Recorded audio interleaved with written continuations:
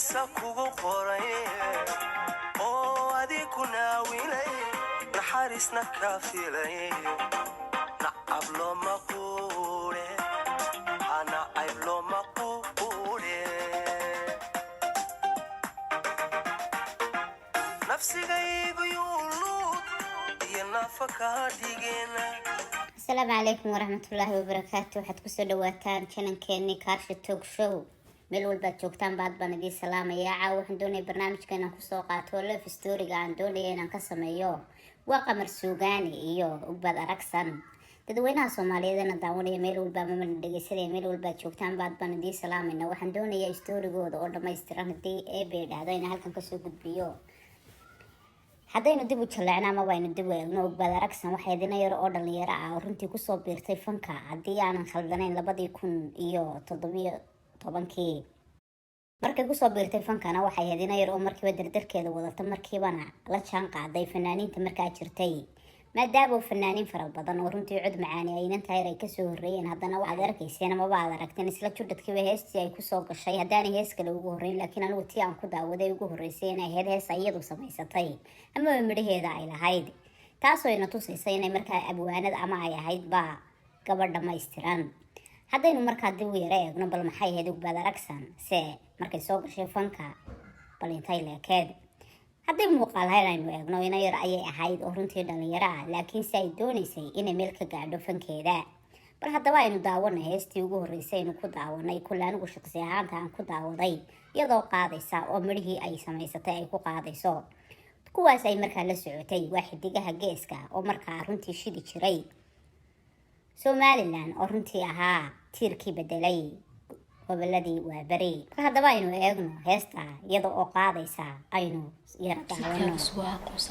sidkaaga sug oo haquusan adduunyada ma la qoosashay ku jirtay ayay iskale waxa iskale aniga sameeyay ma sha Allah fanaanad macalab wanad xamda kuunu baan ku ogaay hay laxan kale maxamed mir baasiyay ma sha Allah anu nigu nucleey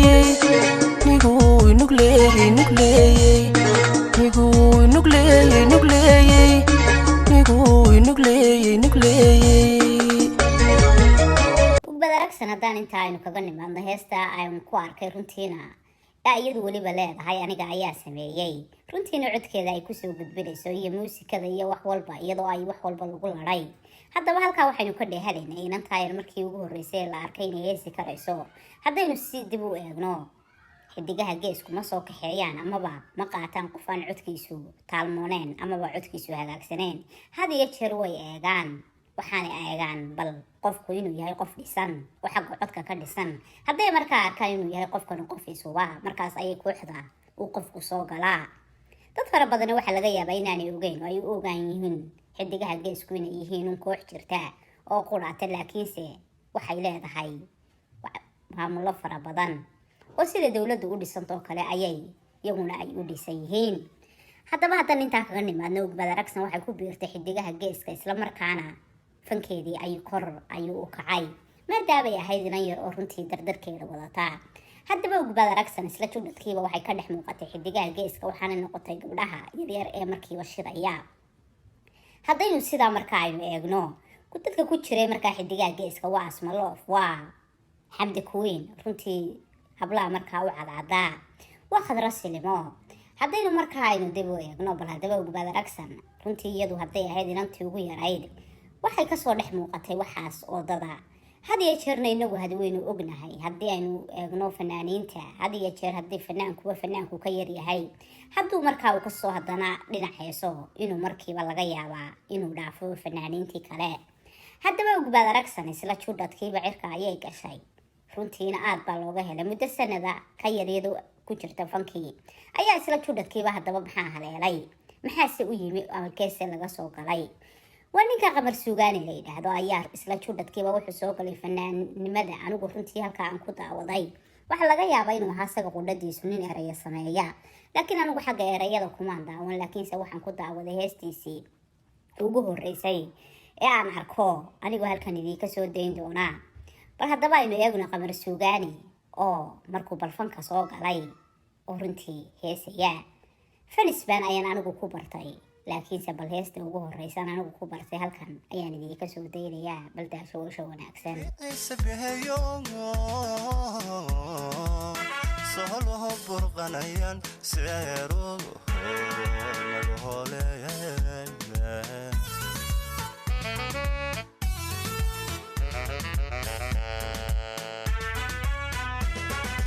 sida mayay garab goosimay oo haddaynu intaa kaga nimaadno heestaa kolley aan halkan ka soo daayay, qamar suugaani isla juudhadkiiba wuxuu noqday runtii nin heesa soo qaada laakiinse sidiisu aanay meel gaadhayn.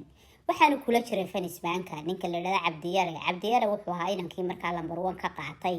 haddaynu dib u eegno kooxda markuu ku jiray, kooxda intay ka tiro leeg tahay fanaanba fanaan ayuu bedelayay, laakiinse haddaynu lambar 1 eegno, lambar 1 markaan kula eego waa marka fanaanka kala dhaafo.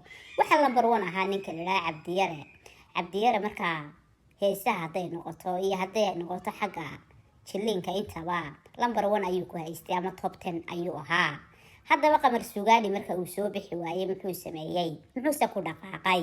isla juudhadkiiba wuxuu bartay amaba uu dheydgareeyey gabadha la idhaahdo Ugbaad Aragsan. markaan ku leeyahay uu dheydgareeyey, waxaa laga yaabaa inay xidhiidh markaa jacayl ay wadaageen, maadaama oo inan yar oo aada u shidneed ay tahay. kooxda xidigaha geeskana ay ka tirsaneed, runtiina ay ka yara magac weyneed isaga, maadaama isagu markaa aanu magac weyn aanu lahayn. isla juudhadkiiba waxay noqotay in aynu in yar kadib aynu aragno in labadii qof ay xidhiidh degdega ay sameeyeen. intaa ayaan ku joojinaya, laakiinse waxaan idiin ballan qaadaya love storygan wuu soconayaa ilaa iyo inta aan ka dhammaystirayo haddii eeba yidhaahdo. waxaan idinkaga tegayaa asalaamu calaykum waraxmatullaahi wabarakaatu. daawadayaal amaba dhagaystayaal, halkan waxaan idiin soo dhigi doonaa haddii eeba yidhaahdo xagga facebook aad nagala soo xidhiidhaysaan ama instagram-ka saad noogu soo dirtaan haddii aad haysaan markaa kiliibo kale oo nagu kordhin karaa inaanu storygan sii adkayno. haddii aan shaashadda hadda idiin soo saari waayana gadaal ayaan idinka soo sheegi doonaa. intaynu dib u kulmi doono waxaan idinkaga tegayaa asalaamu calaykum waraxmatullaahi wabarakaatu.